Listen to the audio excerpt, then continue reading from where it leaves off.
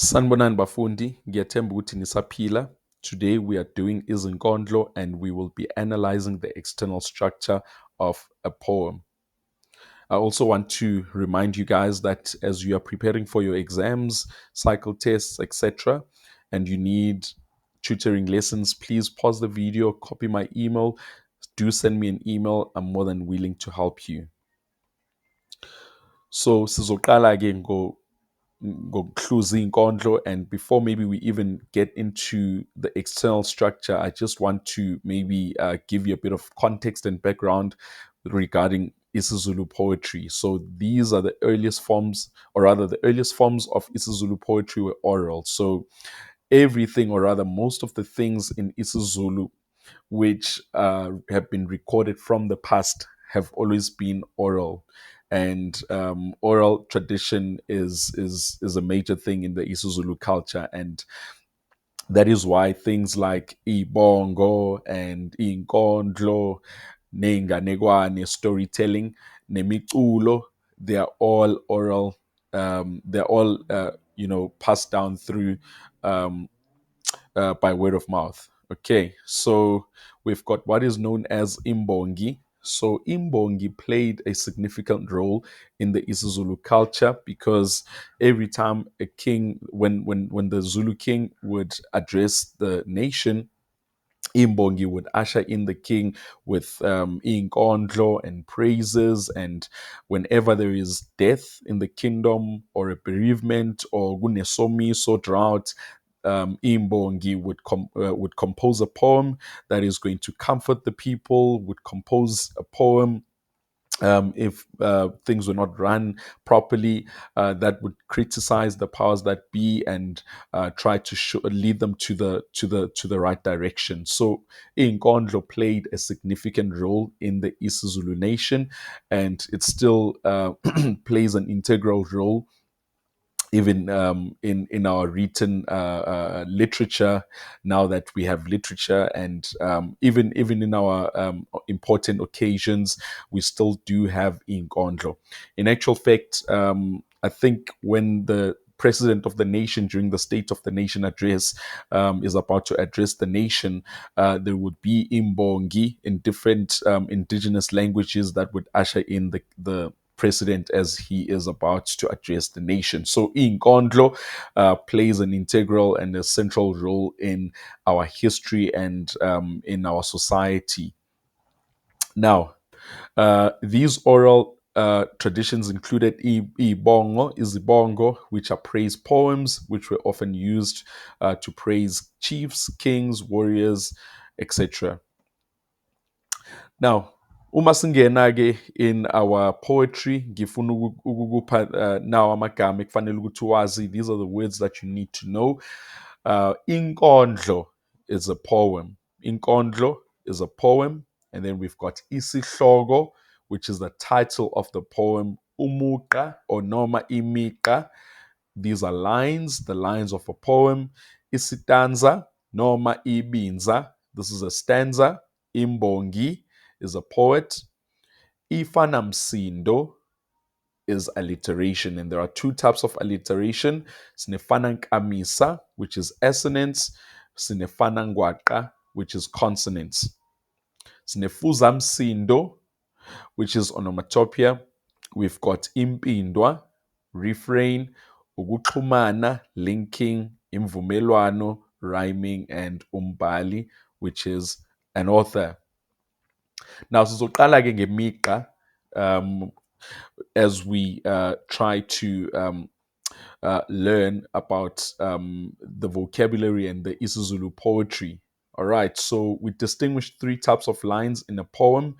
Sinomugqa oyi-enjambamenti noma umugqa ovulekile. This is an open line. Umugqa ongenalo uphawu lokuloba ekugcineni. This is a line that does not have a punctuation at the end. So umugqa ovulekile, it's an open line.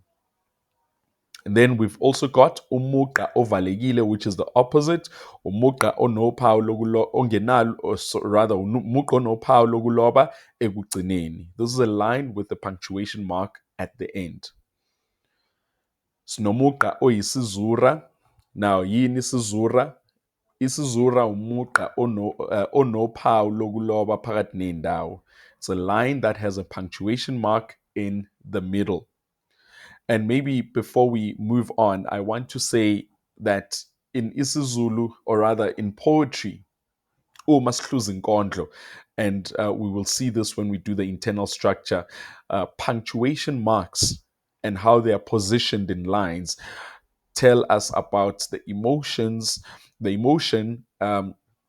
and the state of mind of the poet as they are writing the poem. And it also gives us a clue of the tone of the poem. Once we've looked at the diction, amagama asetshenzisiwe kuleyo nkondlo, sibuka futhi ney'mpawu zokuloba, these things help us grasp the meaning of the poem. But we'll do the interpretation of poems and the internal structure when we do part two. So sinempindwa, yini impindwa? Impindwa, it's a refrain. Yin leyo. This is the repetition of a phrase or line in more than one stanza in a poem. It usually occurs at the first line, in the first line of every stanza. So it's a repetition of a line or a stanza in a hymn. All right. Impindwa leyo. Yini kuphela would be an example. So if you have a poem that has three stanzas, for an example, this phrase yini kuphela would appear maybe at the start of each stanza or at the end of each stanza to symbolize or to signal ukuthi impindwa. Then snefana msindo, which is alliteration. This refers to the repetition of consonant or vowel sounds in a line. We distinguish two types of alliteration. Like I said earlier on, snefana ngwaqa, and we've also got ifana nkamisa. Now, ifana nkamisa is the repetition of vowels in a line in a poem that form alliteration. Ifanangwaqa, it's the repetition of consonants in a line, in a poem, to show us alliteration as well. So maybe if you see a line that has ngi, ngi, ngi, that sound, that ngi, ng sound in that line would be ifanangwaqa, consonants. And then if you find the sound being prevalent in that line, then that would be your vowel alliteration. Then we've got rhyming. Now, what is rhyming? Is imvumelwano. Rhyme refers to the repetition of sounds. We distinguish three types of rhyme. And let's quickly go through them. Sinemvumelwano siqalo, which is your initial rhyme. Now, sinemvumelwano maphakathi, which is your internal rhyme, and sinemvumelwano sigcino, which is the final rhyme. Now, yini imvumelwano siqalo? This is when a sound or sounds are repeated at the beginning of two consecutive lines. This is when sounds are repeated at the beginning of two consecutive lines. Abathanda abagcina. And then sinemvumelwano maphakathi, which is internal rhyme. This is when sounds are repeated in the middle of a line. You see that uku sound has been repeated in these two lines, and that would count as imvumelwano maphakathi, internal rhyme. There's nemvumelwano sigcino. This is when sounds are repeated at the end of two consecutive lines. And here's an example. Ngithi mana njalo mthombo wempilo. That lo sound in yellow, it would count as your final rhyme. Imvumelwano sigcino. And then we've got ukuxhumana. Ukuxhumana is linking, and linking refers to the repetition of the whole word or root stem in consecutive lines in a poem. And there are 6 types of linking in IsiZulu poetry, which we are not going to cover all of them for now, but we're just going to cover the first 3, which are the most basic. Sinokuxhumana siqalo, initial linking, ukuxhumana maphakathi, internal linking, ukuxhumana sigcino, final linking, ukuxhumana kuyisiphambano, cross linking, ukuxhumana kuyinxemu, oblique linking, and then ukuxhumana kweqanayo, which is alternate linking. Now, ukuxhumana siqalo, initial linking, what is this? This is when a word or part of a word is repeated at the beginning of the consecutive lines in a poem. Woza woza in these two lines would count as linking. Then initial linking rather. Then we've got internal linking. This is when a word or part of a word is repeated in the middle of consecutive lines. Umhlaba, umhlaba. These two words in these two lines would count as internal linking. Then sinokuxhumana sigcino, which is final linking.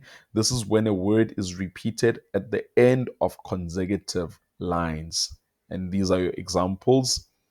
Ngawe, ngawe would be the word repeated in your final linking, ukuxhumana sigcino. All right. So, ngiyethemba ukuthi bafundi, all this was clear. Now we are going to do isifaniso and isingathekiso in our part 2 when we do the internal structure. Please feel free to like, comment, share this video. And if you need tutoring lessons, just a reminder that go back to the start of this video where you'll see my email, and please send me an email so that I can help you with your studies. Ngiyabonga kakhulu bafundi, and I wish you all the best in your tests, in your assessments, in your examinations as well.